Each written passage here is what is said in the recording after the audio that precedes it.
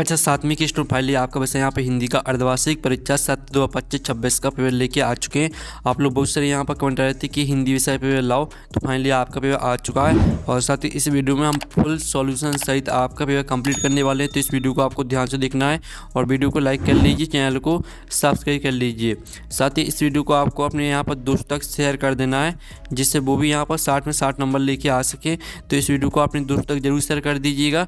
तो आप यहाँ पर देख लीजिए, राज्य शिक्षा केंद्र मध्य प्रदेश भोपाल अर्धवार्षिक परीक्षा 17/2/25-26 विषय हिंदी प्रथम भाषा। समय आपका 2.5 घंटे रहेगा। कक्षा 7 पूर्णांक आपका 60 नंबर का रहेगा। साथ ही निर्देश आते हैं सही प्रश्न हल करना अनिवार्य है। दूसरा आता सही प्रश्न को उत्तर निर्देश अनुसार अपनी उत्तर पुस्तिका में लिखना है आपको, ठीक है। तो चलिए आपके बहुविकल्पी प्रश्न आते हैं 1 से 5 तक।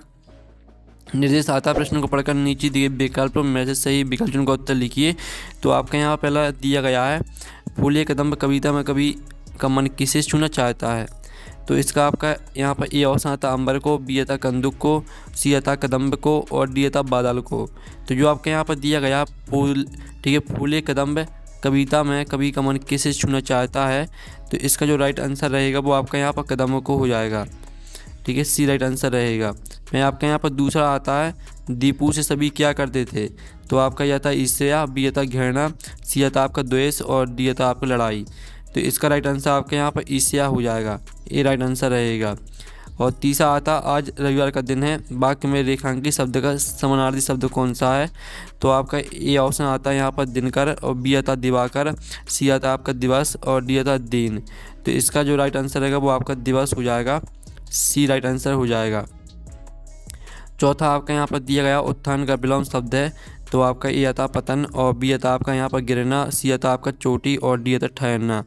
तो उत्थान शब्द का जो विलोम शब्द रहेगा वो आपका यहाँ पर पतन हो जाएगा, ठीक है, ए राइट आंसर रहेगा। पांचवा आता रहे भावना ऐसी मेरी सत्य डॉट डॉट व्यवहार करूँ।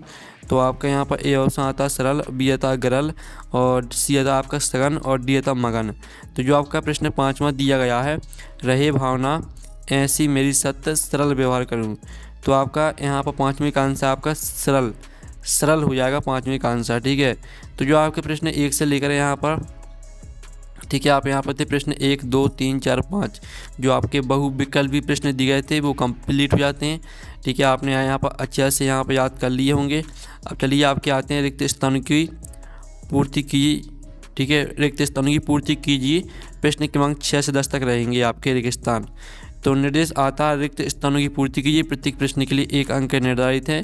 तो ये आपके यहाँ पर ऑप्शन दिए गए प्राणायाम, व्यायाम, अनुप्रयास, दयालु, हरिचंदन, जवाहरलाल नेहरू, महात्मा गांधी। इन्हीं में से आपको रिक्त स्थान में भरना है, ठीक है। तो 6वां आता दिन दिन धमक धमक पंक्ति में आपका अनुप्रयास अलंकार है।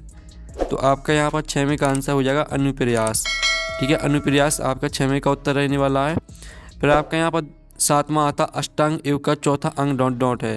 तो यहाँ पर अष्टांग योग का चौथा अंग आपका प्राणायाम हो जाएगा, ठीक है, प्राणायाम आपका यहाँ पर रहने वाला 7वें का उत्तर। फिर आपका 8वां यहाँ पर देख लेते हैं, दया करने वाले व्यक्ति को डोडो कहते हैं। तो यहाँ पर दया करने वाले व्यक्ति को दयालु कहते हैं, ठीक है, आपका यहाँ पर दयालु हो जाएगा आपका 8वें का उत्तर। फिर आपका 9वां आता पंख बना डॉट डॉट मेघ बजे।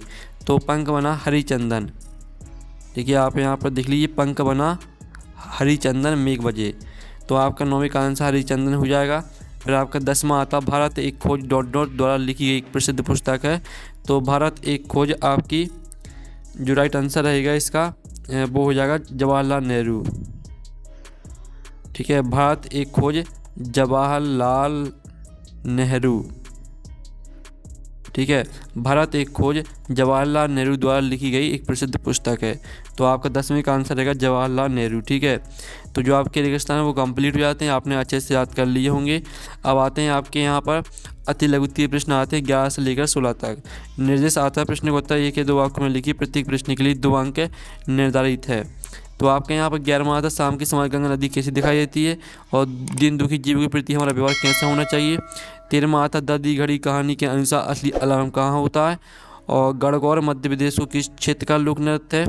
फिर आपके यहाँ पर 15वां आता योग का अति सूक्ष्म साधन कौन कौन से हैं, ठीक है। फिर आपका 16वां प्रश्न भी देख लेते हैं। 16वां आपका आता है निम्नलिखित शब्दों के तत्सम रूप लिखो, जल, पुष्प, पर्वत, इनके आपको तत्सम रूप लिखना है। तो चलिए आपका प्रश्न यहाँ पर 11 से लेकर, ठीक है, 16 तक के जो आंसर है वो हम यहाँ पर देख लेते हैं।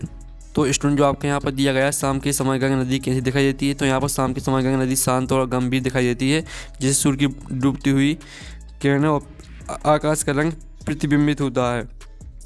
फिर आपका 12वां दिया गया था दीन दुखी जीव के प्रति हमारा व्यवहार कैसा होना चाहिए। तो यहाँ पर दीन दुखी जीव के प्रति हमारा व्यवहार दया, करुणा और सहानुभूति से भरा होना चाहिए, हमें उनकी सहायता करनी चाहिए।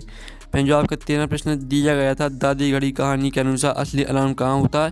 तो यहाँ पर दादी घड़ी कहानी के अनुसार असली अलार्म व्यक्ति के मन हृदय में होता है, जो उसे उसी समय पर ही सही काम करने के लिए प्रेरित करता है।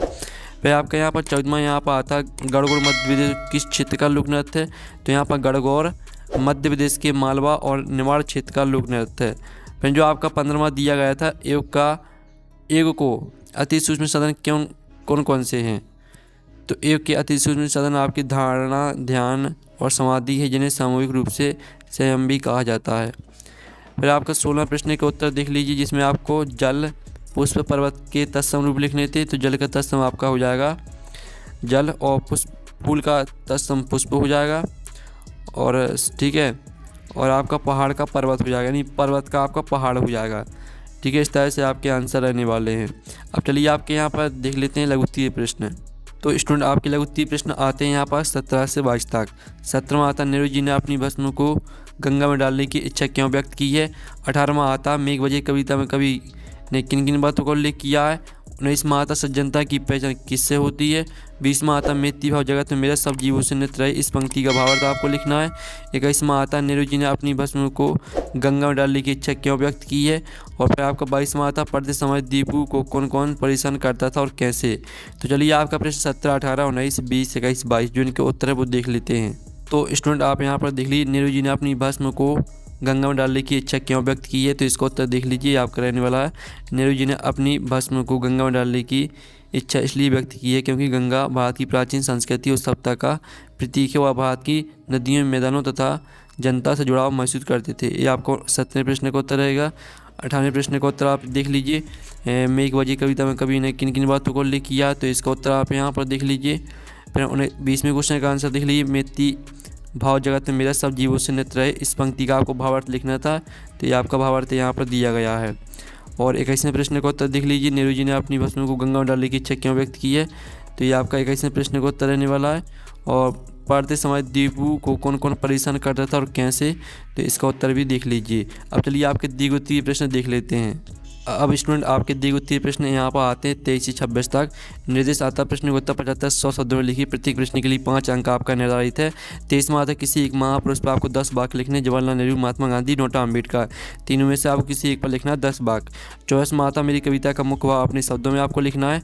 25वां आता, दीपू की घड़ी कहानी के पात्रों के बारे में अपने शब्दों में आपको लिखना है। और 26वां आते हैं, अपने प्रधान अध्यापक को 3 दिवस की छुट्टी के लिए आपको आवेदन पत्र लिखना है। तो चलिए आपका 23वां, 24वां, 25वां, 26वां जो इनके उत्तर है वो देख लेते हैं। तो आप यहाँ पर देख लीजिए, ये आपके महात्मा गांधी पर यहाँ पर 10 वाक्य दिए गए हैं, तो इनको याद कर लेना है। ये आपका 23वें प्रश्न का उत्तर हो जाता है। और मेरी कविता का मुख्य भाव आपको अपने शब्दों में लिखना था। तो ये आपका 24वें प्रश्न का उत्तर यहाँ पर दिया गया है, तो इसको याद कर लेना है, ठीक है आपको। और 25वें प्रश्न का उत्तर देख लीजिए, दीपू की घड़ी कहानी के मुख्य पात्र, ठीक है आपका यहाँ पर 25वें प्रश्न का उत्तर। और ये आपका यहाँ पर 3 दिन की छुट्टी के लिए आवेदन पत्र, तो ये आपका 23-26वें प्रश्न का उत्तर, ठीक है। इस तरह से जो आपका पेपर है वो कंप्लीट हो जाता है। और पेपर का PDF डाउनलोड करना चाहते हैं, PDF मिल जाएगा आपको टेलीग्राम में। और टेलीग्राम ग्रुप की लिंक वीडियो के डिस्क्रिप्शन में दी गई है, तो आप वहां से टेलीग्राम ग्रुप ज्वाइन कर लीजिए, आपको वहां पर PDF मिल जाएगा, ठीक है। और साथ ही आपको यहाँ पर सभी विषय के पेपर हमने डाल दिए हैं, तो आप हमारे चैनल पर जाकर देख सकते हैं। तो हम नेक्स्ट वीडियो में मिलते हैं। Thanks for watching.